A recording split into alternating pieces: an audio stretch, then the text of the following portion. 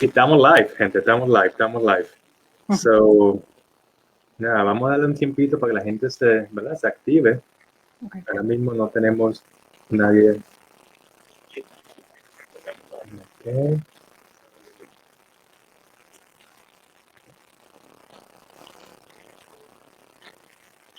Chévere, la gente se está conectando ahora, nada. Vamos a darle como un minutito más, ¿ok? Tenemos 2 presentadoras hoy, estamos súper activados, ¿verdad? Estamos hablando de un tema súper importante, regreso a clases en tiempos de COVID. Estamos aquí en un live de Crear con Salud.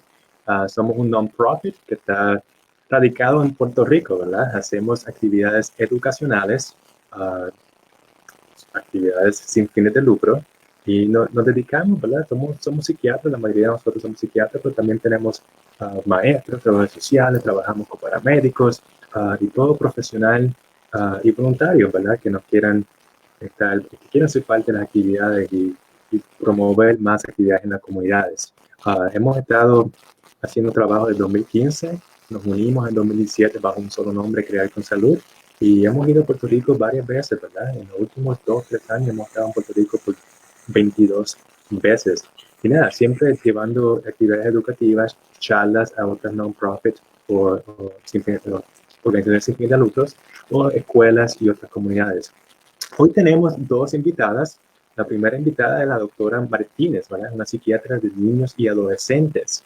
Ella es asociada con la Universidad de Puerto Rico y dirige el Departamento de Psiquiatría y el Centro de los Estudios de Tratamiento de Miedo y Ansiedad en la Universidad de Puerto Rico. La segunda invitada es Eileen Olmedo, que ha sido maestra de inglés por casi más de 13 años. Actualmente es la directora del Departamento de Inglés y coordinadora del AP Program. Esto en Filadelfia, la Academia International Education Charter Upper School, Miami, Florida. So, nada, están con nosotros hoy y hoy el tema es el regreso de clases en tiempos de COVID-19, porque esto está terrible, ¿verdad? Y estamos el tema del momento en Puerto Rico y los casos están aumentando en todos lados. Nada, seguimos aquí, Crear con Salud. Esto es un live y las dejo. Muchas gracias. Gracias. Muchas gracias. Exacto, muchas gracias a Crear con Salud por invitarnos aquí hoy. Así que, Eileen, voy a ir rápido a empezar con el tema. Okay. Tanto la Academia Americana de Pediatría, la Academia Americana de Psiquiatría de Niños y Adolescentes, la Academia Americana de Psiquiatría han hecho, ¿verdad?, sus aseveraciones de que los niños deben volver a la escuela. Y pues, ¿verdad?, hay mucha presión de que los niños deben volver a la escuela, pero para mí, a la gente que no le han preguntado es a los maestros. Así que tú eres maestra y yo quiero que empecemos hablando de eso. ¿Qué piensan los maestros acerca de regresar a la escuela en esta situación actual que estamos viviendo? Bueno, vamos a ese tema, ¿verdad? Es un poco complejo. ¿Qué pensamos los maestros? Los maestros extrañamos el salón, extrañamos nuestros estudiantes, estamos locos por regresar. Yo creo que ese final fue bien abrupto. Yo recuerdo ese 13 de marzo, me acuerdo como hoy escribir en mi pizarra en inglés, today is March 13, y teníamos una fiesta para los estudiantes, era un masquerade, y yo tenía todas las decoraciones en mi salón, porque tan pronto sonaba esa campana, yo iba a transformar la cafetería en un masquerade. O sea, la vida cambió así, y de momento se canceló todo, y vamos entonces a parar. Nos dijeron que teníamos que organizar 2 semanas online, porque se entendía que íbamos a estar 2 semanas trabajando remoto, y los maestros normalmente no faltamos precisamente porque preparar planes al detalle así para la casa o para otra persona es bien difícil. Nosotros estamos bien acostumbrados a hacer ese contacto con nuestros estudiantes y somos los que sabemos todo de todo el mundo, ¿no? En nuestro salón. Por lo que en aquel momento fue abrupto, fue bien, no, yo creo que fue traumático casi, ¿no? Porque fue tan abrupto, no hubo despedidas, no hubo cierres, ¿no? No hubo closure. Ese despido, nosotros cerramos el año, siempre nos despedimos, actividades, etcétera. todo eso desaparece y lo extrañamos, lo añoramos. Y aunque se trató de replicar a la mejor capacidad virtualmente, pues no es lo mismo. No es lo mismo, ¿no? Y entonces... Sí, se hizo en un momento de crisis, o sea, que no hubo tiempo de planificar nada. Cierto. Entramos entonces en un mode donde era este modo de trabajar intensamente. Los que, como yo, somos madres también, teníamos en mi casa 2 niñas, ambas frente a su computadora con sus maestras que estaban haciendo malabares y eran de verdad que extraordinarias, a veces hasta disfrazadas, etcétera. O sea, esas mujeres impresionantes. Y yo enseñando intermedia, mi esposo también es educador. Habían días caóticos donde yo estaba enseñando inglés, él enseñando historia, la niña tocando el recorder, la otra haciendo educación física y todos en la sala porque vivimos en un apartamento, ¿no? ¿Cómo nos sentimos? Locos por regresar al ayer. Lo que pasa es que eso es una ilusión. Tenemos que acostumbrarnos a un nuevo, se sigue hablando de este nuevo normal, ¿no? Y el nuevo, ¿no? Es nuevo. Y pues, la verdad pero no es que es normal. O sea, la gente habla de la nueva normalidad, pero no es normal. Es una nueva realidad, quizás. Cierto. Pero nada es normal. No. Y no, cuando uno empieza a analizar, ¿no?, cómo serán esas interacciones, lo que normalmente uno acostumbraba, ¿verdad?, va a desaparecer, las actividades. Ese masquerade ball que tengo todas las decoraciones en mi salón, con el mismo amor se van a guardar y no sé cuándo, ¿verdad?, se pueda hacer. Yo creo que estamos ahí. Estamos dolidos, es un sentido de pérdida. Se perdió mucho y a la misma vez que estamos locos por regresar y entrar al salón nuevamente, hay obviamente una preocupación real. No solo académica, ¿verdad? Porque también está la preocupación de, pues, tenemos estos niños que han perdido la rutina por todo este tiempo. Normalmente, como que, ¿qué niños me esperan ahora en agosto? Cierto, ¿cómo van a estar? Vienen de un verano donde no han tenido rutina, donde están durmiendo por el día, despiertos por la noche, así que ¿qué nos espera en agosto? Cierto, y donde algunos también han sufrido, no algunos, todos hemos sufrido, ¿no? Yo creo que el enfoque es ese. Hay mucho sufrimiento, mucha pérdida, mucha tristeza, y pérdida real. O sea, yo tengo un estudiante que perdió a su papá, o sea, al COVID, ¿no? O sea, es un caso, es el único, el más de cerca que me ha tocado. Por esa parte también tampoco, ¿verdad? Pero es una vida, ¿no? Y es una niña que uno quiere que... Seguro. Es duro, es duro. Seguro. Y entonces uno, pues, y está lo natural, que también es nuestra seguridad física. Uno dice, ok, todos los caminos conducen a que los adultos somos los que estamos en peligro. Pues, ok, yo soy educadora, ¿verdad? No sé, esa parte yo creo que, y la incertidumbre agiganta entonces ese sentido de ansiedad y ese sentimiento encontrado de querer correr hacia el salón y a la misma vez no poder. Sí, como que te estoy escuchando, Eileen, que me estás diciendo que tú entiendes que los maestros están locos por volver al salón, pero a la misma vez con un miedo increíble de qué me va a esperar.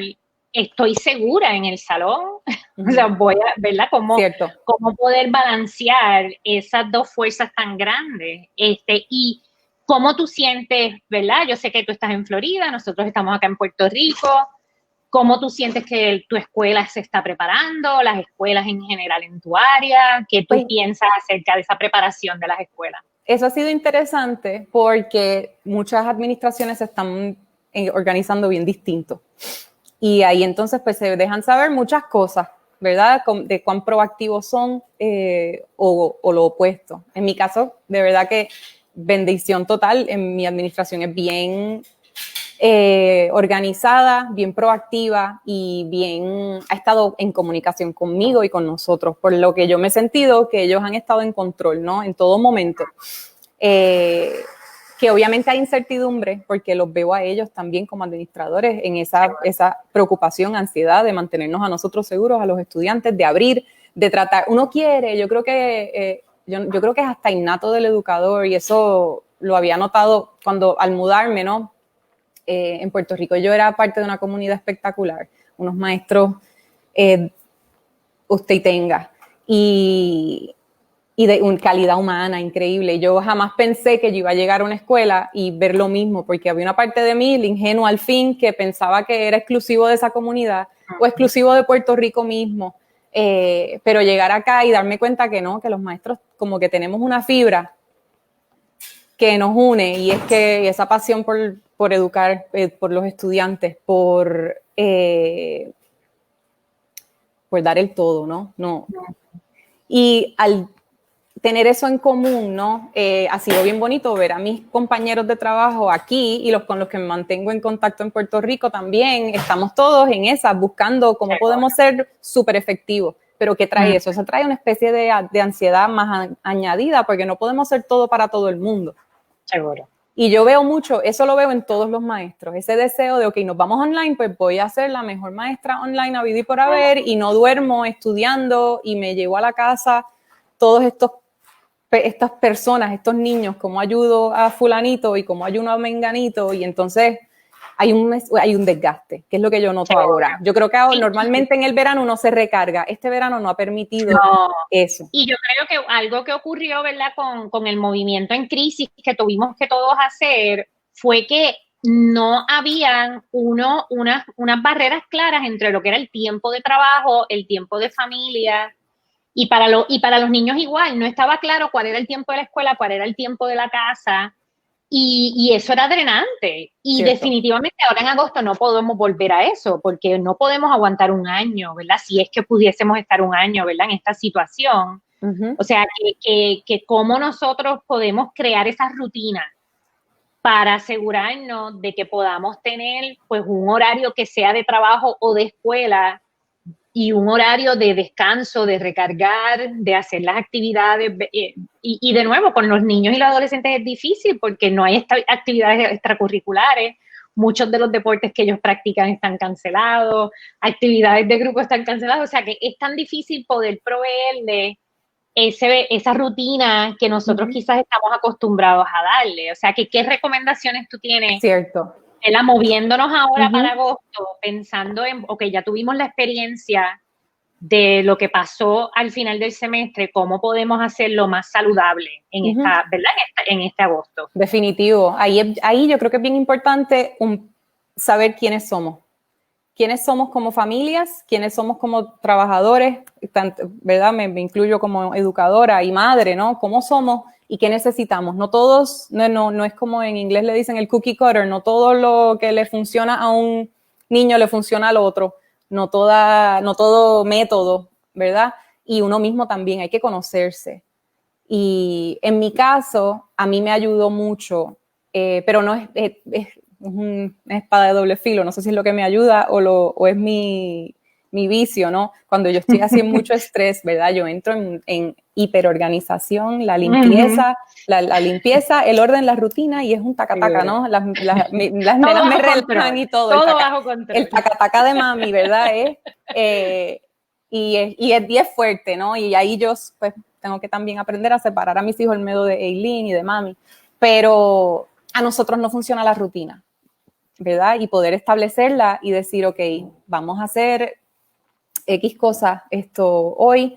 Vivimos en un apartamento, eso es una realidad. Y eso sí, a nosotros fue clave. Los cuartos son remansos de paz.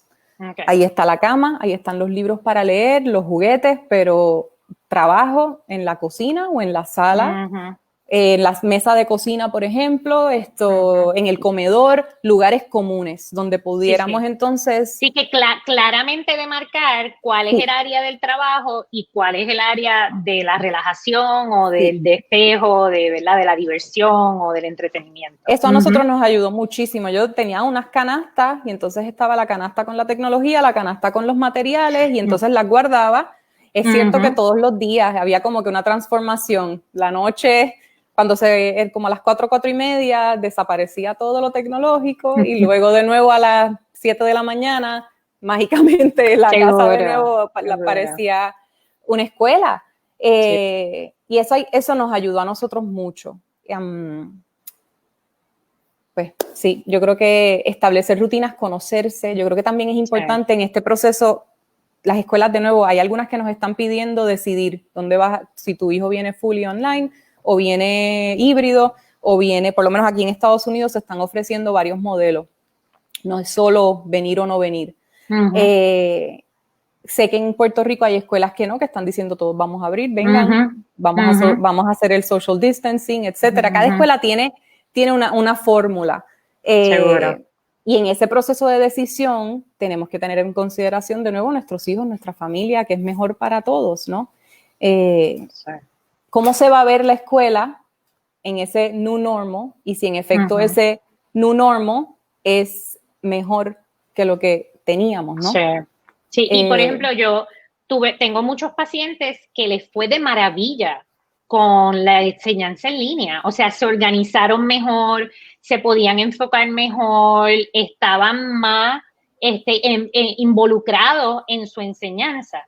Y en cambio tengo otros que se dieron cuenta, yo necesito la enseñanza en el salón de clase.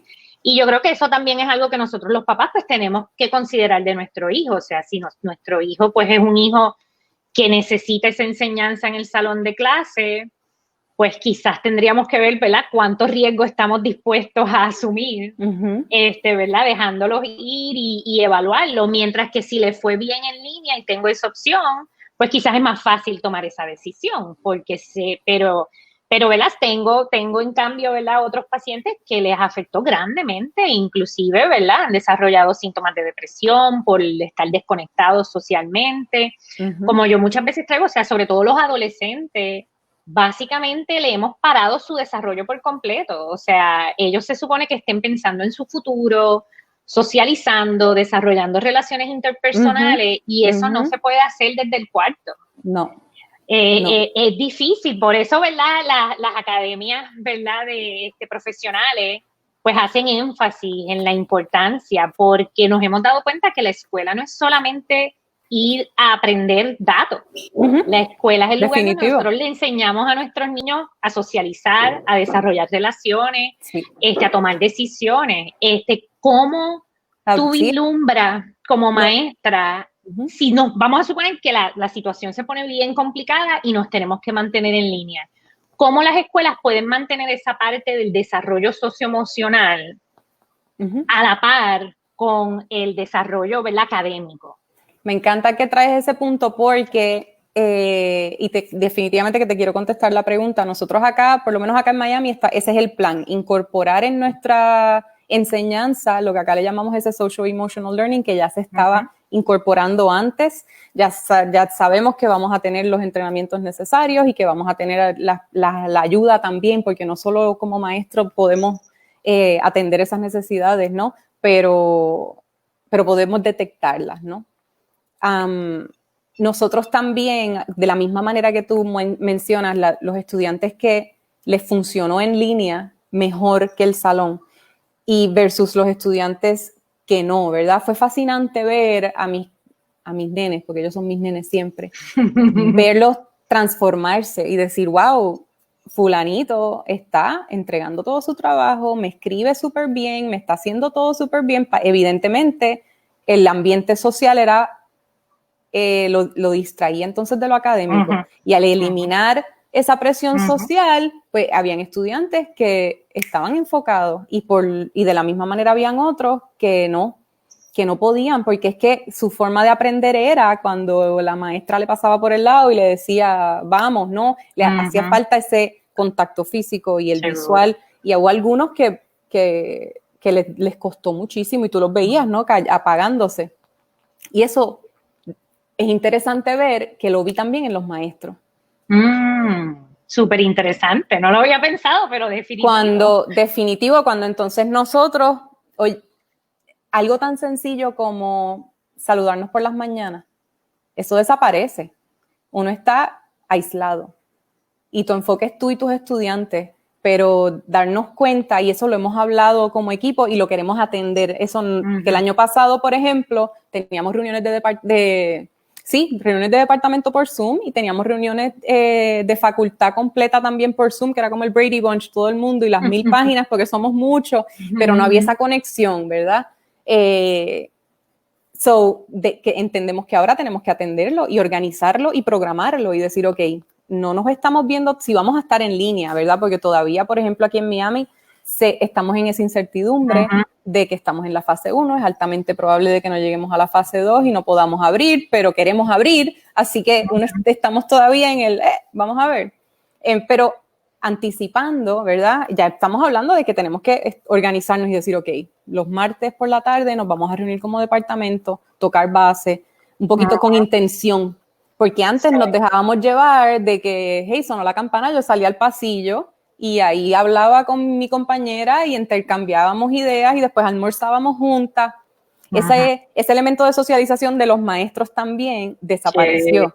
Y nosotros como maestros que vivimos entregados a nuestros estudiantes, nos preocupamos es por ellos y no por nosotros mismos. Que entonces hay que atender también no solo lo que llamamos el trauma-informed teaching, pero también hay que atender ese caregiver, right? Como nosotros como caregivers necesitamos cuidarnos los unos a los otros, ¿verdad? Y velar por nuestra salud. Sí, sí, sí. Y, ¿verdad? A la gente que nos está escuchando, recuerden que pueden poner sus preguntas, ¿verdad? A través, ¿verdad? Y mira, ahí hay una. Aquí tenemos a Anabel que nos está preguntando, ¿verdad? Soy mamá de un niño de 6 años que va para primer grado y lo he llevado a 2 citas médicas y de verdad, él es bien cooperador con la mascarilla y face shield. Qué bien. Super. Pero es bien estresante controlar de que no toque el pasamano de la escalera, la perilla de las puertas, etcétera, para ir al baño. Y es muy retante, de verdad. No veo cómo se va a poder regresar presencial con niños tan pequeños. Así que, wow, Edwin, tú eres maestra de intermedia. Yo enseño intermedia y high school, sí, pero soy mamá de niños de elemental. Mis niñas son chiquitas, yo estoy con ella, yo pienso lo mismo. Se rompió la crayola, cayó al piso. Los niños también naturalmente son bien cooperadores. Que yo, en mi mente, me los imagino así. Yo digo, si ella no puede, a mí me pasa idéntico. Y me pasó en el dentista los otros días. Le digo a mi hija, no toques el pasamano, por favor. Y ella, ok. Y entonces, puso las manos en su hoodie, en el abriguito. Y como tan asustada. Y a mí me partió el corazón porque yo no quiero que ella viva con miedo, ¿verdad? Pero a la misma vez, no toques el pasamano, que no sabes quién lo ha tocado, ¿no? Sí. Esa preocupación yo creo que nos toca a todos y nos toca a los maestros también. O sea,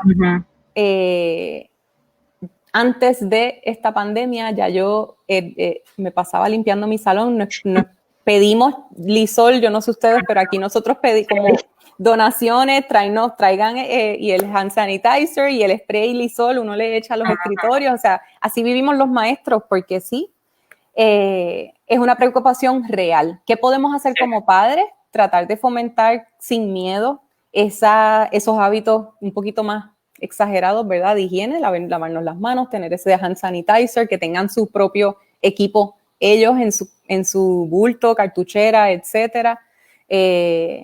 Yo sé que en mi escuela en particular, hoy que yo estuve allí, ellos han transformado la escuela para establecer entonces el social distancing, han desaparecido mesas, escritorios, hay hand sanitizing stations en todos lados. Se supone que las escuelas y los administradores estén tomando las medidas, ¿verdad?, para facilitarnos. Sí. Y yo creo que también en términos de lo que sabemos del desarrollo humano, a los adultos se nos hace extremadamente difícil adaptarnos a cosas nuevas, porque el cerebro ya después de más o menos los 25 años no hace muchas conexiones nuevas, somos animales de hábito, pero los niños tienen una capacidad, por algo van a la escuela, tienen una capacidad grande de adaptarse y de adaptar rutinas nuevas. Y yo creo que también a veces nosotros los adultos tratamos de ver a los niños como nosotros, como que, ay, Dios mío, ha sido tan difícil para mí. Y probablemente en las escuelas, utilizando las técnicas de educación, le van a hacer esto un juego a los nenes. Sí, las canciones y todo, definitivo. Y se va a convertir en una rutina, igual como es la rutina de recoger las cosas, igual como es la rutina, ¿verdad?, de las diferentes etapas que hay en el salón. Obviamente estamos todos preocupados, ¿verdad? Porque pues con un niño pequeño, pues uno tiene ese instinto de protección que tienen los papás. Pero yo creo que lo más importante es uno evaluar el plan que tiene la escuela y uno como papá, pues evaluar si uno siente que la escuela está preparada realmente. Cierto. Pero pues sí, ¿verdad? Si ocurre que tienen que regresar, pues ahí hay que tomar esa decisión. Así que tenemos otra pregunta aquí de Lala Padilla y dice, va a ser bien importante que los padres y los maestros trabajen juntos en equipo, en medio de la incertidumbre y la ansiedad compartida. Súper importante. Me encanta y súper cierto. ¿Qué ustedes recomiendan para ayudarles a ambos? Eso para mí es esencial. Yo pienso que se ha perdido un poco esa, ¿verdad? Como que los papás estén más, que se conviertan en una comunidad, la escuela. Aquí, ¿verdad? Las escuelas públicas en Puerto Rico han pasado por tanto. O sea, hablando de trauma, pues cierto. Hubo un cierre gigantesco de escuelas, después, pues, ¿verdad? Obviamente los huracanes, después los terremotos, ahora esta situación. Y a mí, yo no sé cómo esas comunidades escolares pueden reparar todas esas heridas para poder entonces hacer una comunidad que trabaje juntos. ¿Cómo tú te sientes en términos de tu experiencia? ¿Qué funciona para que padres y maestros trabajen juntos? La comunicación es clave. Comunicación clave y comunicación clara y comunicación honesta. Yo creo que hay libertad, right? Y se construye cuando uno puede comunicarse claramente con un papá y decirle, mira, tengo este problema con fulanito, ¿verdad? O mira, fulanito está haciendo tal cosa y me preocupa, y viceversa, right? Yo creo que es bien importante, sobre todo en este proceso de comienzo de clase, que venga mamá y me diga, mira, a mí me preocupa que él en casa estaba haciendo X, por ejemplo. Esos son datos importantísimos. Y hay que establecer la comunicación. A mí me encanta empezar el año preguntándole a los papás, cuando yo tengo ese meet and greet con los papás, preguntarle cómo les gusta comunicarse. Hay quienes prefieren el mensaje de texto, hay quien prefiere el email, hay quien te dice, no, yo no me quiero comunicar, ¿verdad? Pero eso... Solo llámame si algo terrible ocurra. Sí, y eso hay que respetarlo también, o sea... Hay diferentes tipos de parenting. Hay diferentes tipos de padres, exactamente. Yo creo que es bien claro ser uno mismo, como mamá, ser uno mismo con ese maestro y dejarle saber, mira, yo me gustaría A, B y C, déjame saber tal cosa, aquí a la orden, etcétera. Yo he visto de todo. Padres que llegan con Lysol porque quieren hacer esas donaciones y padres que pues no tanto. Hay como la comunicación, establecer comunicación, y recomendaría entonces a la administración tomar entonces las riendas, a las administraciones de las escuelas, si hay administradores escuchando, de desarrollar un sistema de comunicación efectivo. Hay muchísima tecnología, ya sea, claro, no quiero hablar de apps en general, pero los hay, que facilitan esa comunicación entre los padres y los maestros. Seguro. Y yo creo que lo que estamos hablando es que este año es más importante todavía que se den unas buenas reuniones desde el principio, antes que empiecen las clases, entre los maestros y los padres, y entonces que se establezca cuál va a ser ese método de comunicación, ¿verdad? Este año quizás más que nunca. Cierto. Entonces tenemos otra pregunta aquí de Nina Padilla, que va perfecto. Me encanta. El tema que íbamos a seguir. Me preocupa que haya población de estudiantes con necesidades especiales. Yo soy psiquiatra de niños, así que a mí también, con déficit de atención, problemas de aprendizaje, autismo, que necesitan una ayuda adicional. Los padres no necesariamente, no solamente no necesariamente, definitivamente. No la tienen. O sea, esto es una especialidad dentro de los maestros, ¿verdad? Ser maestro de educación especial. Tienen la preparación para trabajar la parte académica con ellos. Y esto definitivamente, ¿verdad? Fue el problema grande que yo como psiquiatra de niños vi durante, ¿verdad? El semestre pasado, ¿verdad? El final del semestre, pues que todos ¿verdad?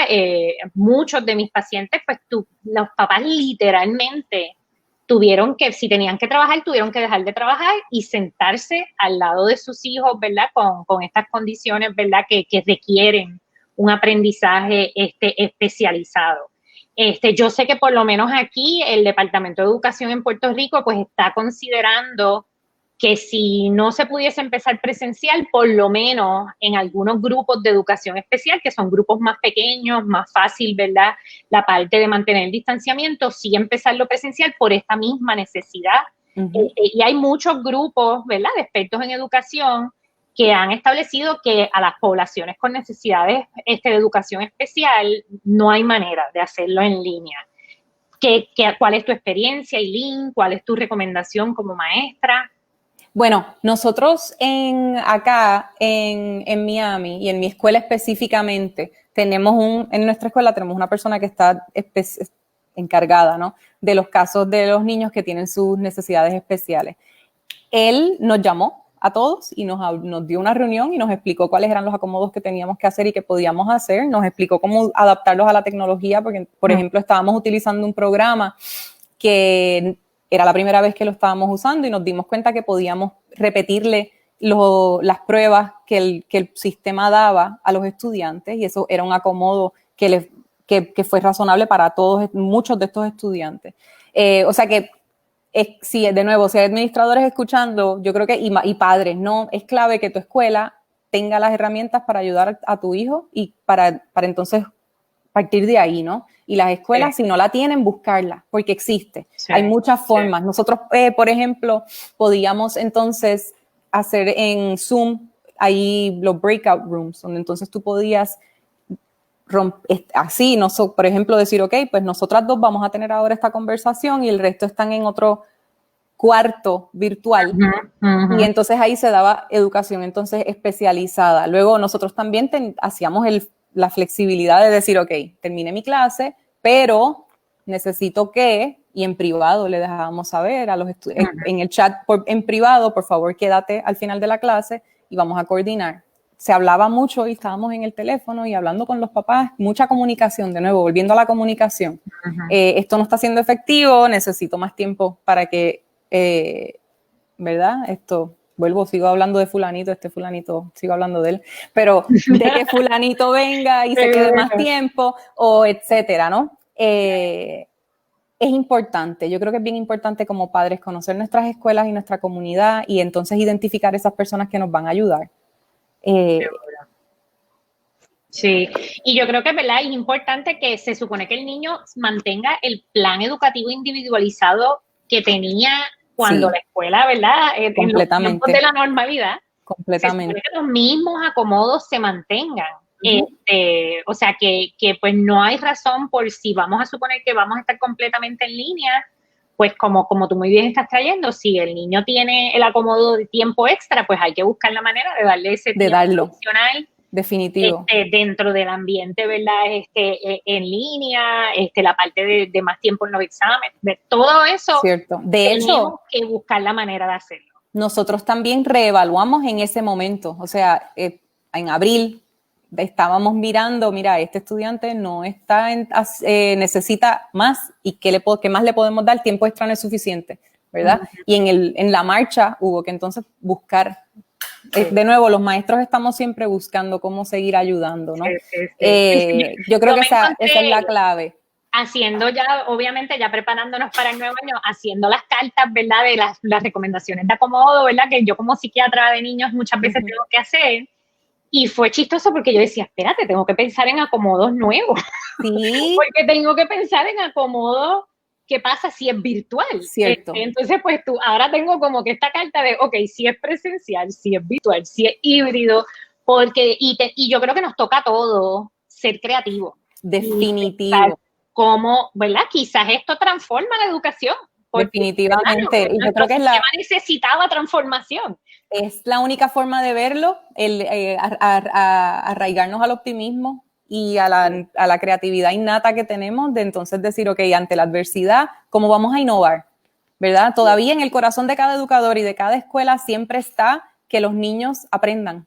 Todo niño, cada niño. O sea, esa idea de que es que tiene que ser, y yo creo que todos lo tenemos, y por eso es que nos llevamos al que no en el corazón, de entre hoy fulanito no lo entendió, ¿qué yo puedo hacer para que me entienda mañana? ¿No? Ese está en el corazón, en el motor. Vi una pregunta sobre preescolar. Sí, que hablando quizás hablando de esto mismo que estamos, Ujú.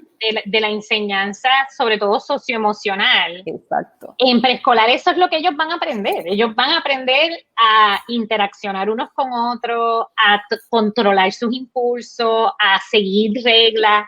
¿Cómo tú haces eso en la casa? O sea, el preescolar no es simplemente aprender los colores y los números del 1 al 10. O sea, eso es parte para como, realmente el preescolar es pues eso mismo, para prepararte para la vida escolar. O sea, ¿qué podemos hacer en esa población si es que no pueden ir presencial? Yo ahí sí tengo que decir que me encantaría tener más información porque no la tengo. Sí. De verdad. Y ahí, pues, perdón, no tengo toda la información, no sé, no sabría, de verdad que no sabría. Yo, lo único que se me ocurre es pensar en esto, me pienso en recursos, ¿no? En que es posible que nos haga falta entonces hacer otro como este y enfocarnos entonces, traer un educador que sea de preescolar, ¿no? Para entonces poder darle herramientas a los padres de cómo entonces manejar estos chiquitos, ¿no? Pero sé que igual que la población de niños con educación especial, pues también se ha sugerido que si tuviésemos que escoger qué niños van presencial, pues le deberíamos dar prioridad a los más pequeños en términos de lo que ellos van a aprender, lo tienen que aprender presencial, porque de nuevo, no es los colores y los números, ¿verdad? Estas destrezas que pues solos en la casa pues no las van a aprender. A la misma vez, ¿verdad? El preescolar pues es algo relativamente nuevo dentro de la, ¿verdad? De lo educativo, o sea, había, ¿verdad? Muchos niños llegaban a la escuela en primer grado, ¿no? Y no había ni kinder, eso es cierto. Teníamos que evaluar, ¿verdad? Esa medida de riesgo versus beneficio, de si realmente vale la pena pues exponerlos al riesgo, ¿verdad? De la enfermedad. Pero pues la realidad es que esta es la estructura que tenemos ahora y es la estructura donde nuestros niños pues, ¿verdad? Se desarrollan en adultos. Así que pues, ¿verdad? El no darles eso también va a tener unos efectos secundarios. Había una pregunta súper interesante acerca de la exposición a la violencia doméstica. Cierto. Gracias. Gracias por sí. ¿Verdad? Los niños pasando violencia doméstica en la casa, que mucho de esto, pues, ¿verdad? No aplica para ellos porque ¿qué van a aprender si están ¿verdad? Viviendo a través del trauma? Y pues, ¿verdad? Si sabemos de algún servicio en Puerto Rico al que puedan acudir los maestros para conectar a estos niños con 330 o clínicas públicas que ofrecen tratamiento emocional para ayudarlos. ¿Verdad? Después del huracán María, ¿verdad? Un consorcio de diferentes personas, incluyendo, ¿verdad? El Departamento de Psiquiatría, nos unimos para hacer este proyecto para entrenar a todos los maestros de Puerto Rico en lo que se llama educación informada en trauma, que es cómo tú ofreces educación estando pendiente de el trauma que pasan nuestros niños y adolescentes y de estas, ¿verdad? Señales de violencia. Desgraciadamente, después entonces vinieron los terremotos, que como ustedes saben, las escuelas públicas estuvieron cerradas por mucho tiempo, y entonces ahora esta situación. Así que yo creo que un problema serio que tenemos en Puerto Rico es que quizás las escuelas que estaban sirviendo este rol de identificar el trauma, de identificar estas situaciones que nuestros niños y adolescentes estaban pasando, pues ahora los niños no están yendo a ellas. Así que si los nenes están en la casa, ¿cómo, verdad? O sea, cómo uno como maestro, ¿verdad, Eileen? ¿Cómo uno se da cuenta que eso está ocurriendo? Y pues, ¿qué uno va a hacer? Porque entonces, pues, ¿verdad? O sea, no necesariamente estás en la escuela, puedes hablar con el trabajador social, puedes, ¿verdad? Hacer los referidos como normalmente los haríamos.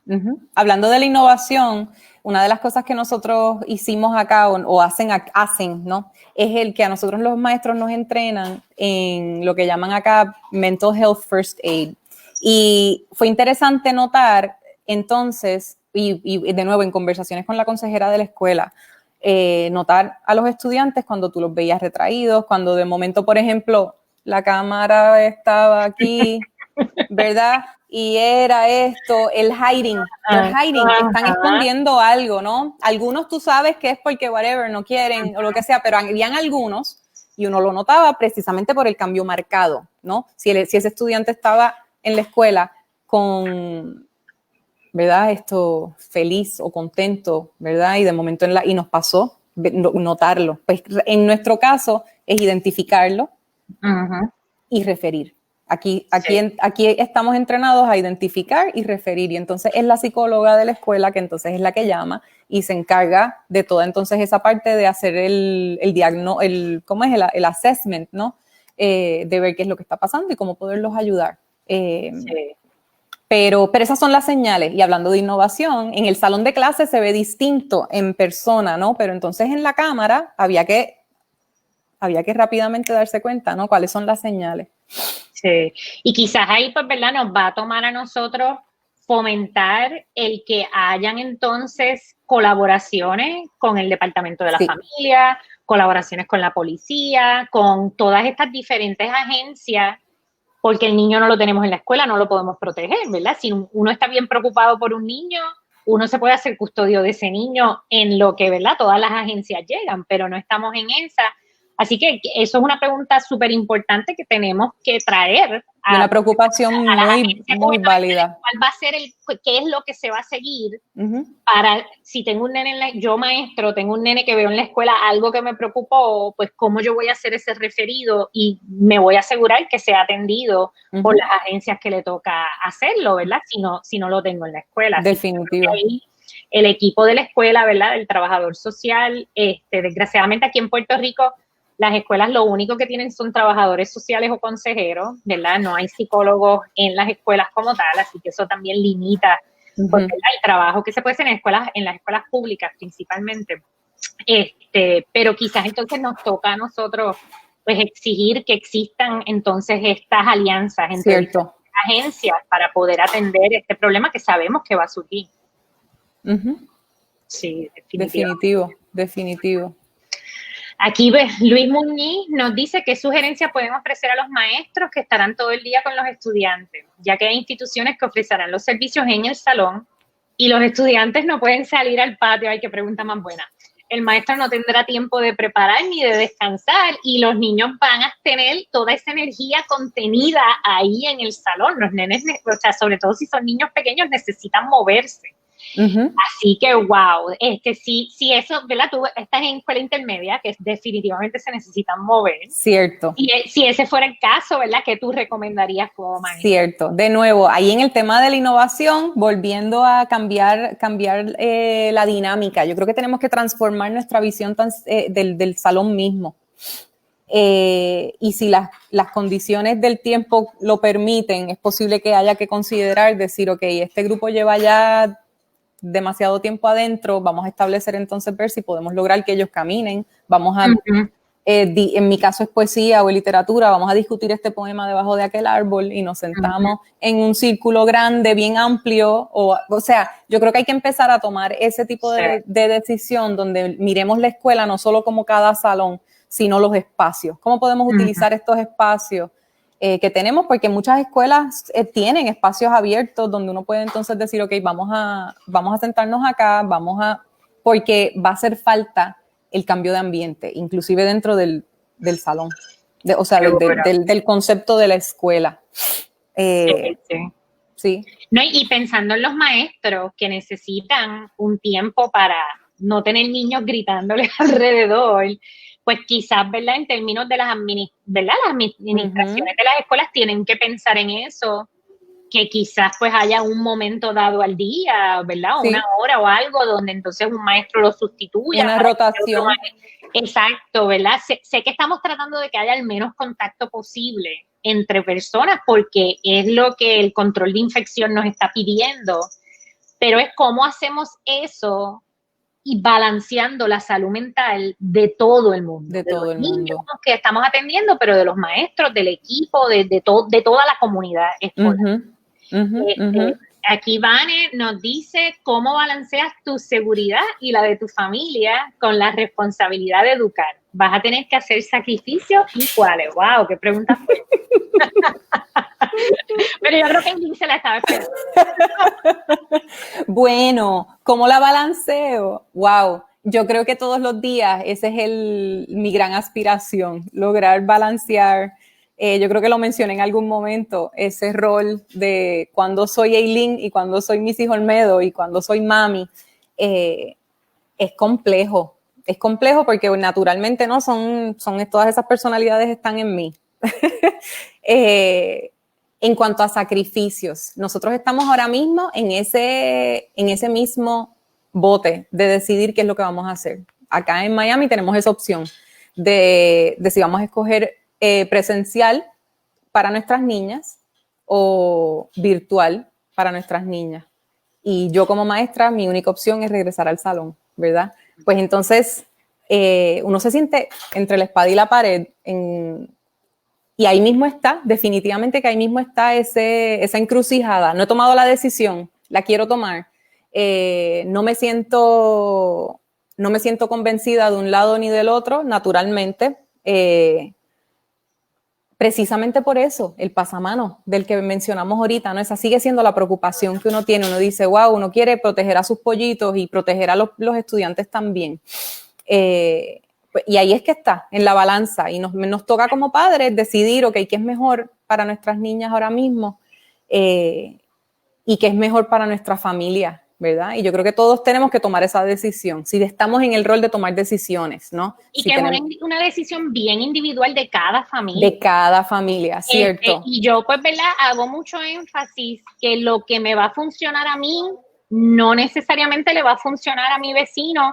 Y pues cada familia tiene que evaluar cómo son sus hijos, cómo aprende mejor, qué necesidades tienen en términos de su desarrollo, exacto, cómo yo me siento en términos de la amenaza que es, ¿verdad? El COVID-19, y tener esta conversación toda la familia. Para mí es bien importante que involucremos a nuestros niños definitivo en la toma de esta decisión, porque esto es un momento histórico donde estamos pasando algo mundial que nuestros niños tienen que entender qué es lo que está ocurriendo. Yo creo que algo importante también es comunicarse, aunque tal vez no darle el peso de la decisión al niño, pero sí dejarlo expresarse. Que el niño pueda decir, mira mami, yo no quiero eso de estar en un salón encerrado, prefiero estar en casa. Exacto. Uno tomar ese ¿verdad? Ese feedback y entenderlo. Seguro. Y yo creo, y nosotras estábamos hablando, ¿verdad? Un poco antes cuando estábamos preparando, que mira, quizás tomamos una decisión y llega el día de empezar las clases y decimos, no. Cierto. No, eso no es lo que yo voy a hacer. Cierto. Y yo creo que tenemos que ser bien compasivos con nosotros mismos, porque estamos viviendo una situación de estrés extremo, donde tomar decisiones es extremadamente difícil. Cierto. Y pues tenemos que estar abiertos a que podemos tomar una decisión, después darnos cuenta que fue un error o no es lo que funciona para nuestra familia, y pues entonces rehacemos el plan. Cierto. Mi recomendación ahora mismo a todo el mundo es que planifiques como para 3 semanas, porque este virus es tan impredecible que más allá de 3 semanas es difícil saber cómo van a seguir el número de casos, el número de las hospitalizaciones. Pues mira, ahora mismo en estas próximas 3 semanas, yo pienso que esto sería lo que yo haría con mi hijo. En 3 semanas más, vuelves y reevalúas. Y este es el momento de vivir en el aquí, en el ahora. Porque definitivo. Planificación a largo plazo no podemos. No se puede. Y tenemos que quitarnos también, yo creo que ese peso de pensar que esas decisiones son finales y firmes. No estamos decidiendo que va a ser así por siempre, ni por los próximos 18 años. O sea, esas 3 semanas, ese hoy y ahora, es bien importante. Y también entiendo que tenemos que empezarnos a hablar con esa compasión nosotros mismos en esta toma de decisiones y practicar esa compasión con los demás también, porque yo creo que si en algún momento estamos unidos por algo es esto, y es mundial, ¿no? Y de la misma manera están papás en estados distintos y en países diferentes sufriendo, ¿verdad? Y pensando esto mismo. Y en la comunidad está la fuerza. Yo creo que estas conversaciones hay que tenerlas y tenemos que apoyarnos. Hablar, escuchar y apoyarse. Así Definitivo. Así que ya Héctor nos está diciendo que debemos estar wrapping up. Ya yo había dicho que esto podemos hacer 6, 7 conversatorios de este tema, porque pues es la preocupación que Cierto. tenemos todos los padres y todas las personas que trabajamos con niños y adolescentes en este momento. No, Definitivamente. Así sí, que los esto, comentarios están ahí está. explotando, sí, no, y es bien interesante que la gente está preguntando diferentes grados, muchas veces no pensamos en eso, maestros no Sí. son todos maestros, ¿verdad? Tenemos Sí. educación especial, tenemos preschool, tenemos adolescentes, Wow. y usted es psiquiatra de niños y adolescentes, ¿verdad? Las edades son muy importantes y los periodos de la vida son muy importantes, pero muchas gracias por la información, muchísimos comentarios, muchísimas preguntas, las contestaron la mayoría, el 99.9%. So, muchísimas gracias por su tiempo y esperamos tenerlas de nuevo. Porque, Seguro, estamos a la Seguro orden. que sí, a la orden. nada, y aquello, por favor, síganos en Facebook, Instagram y Twitter, ¿ok? Y tenemos un website, lo vamos a ponerlo aquí, ¿verdad? Para que nos sigan, crearconsalud.org y nos pueden seguir todas las actividades. Y nada, y seguimos con actividades cada otro martes o al menos 2 veces al mes, ese es el plan. Nada, y seguimos y síganos en Facebook, Instagram y Twitter, no se lo olviden. Muchas Súper. gracias. Gracias. Salud. Buenas noches.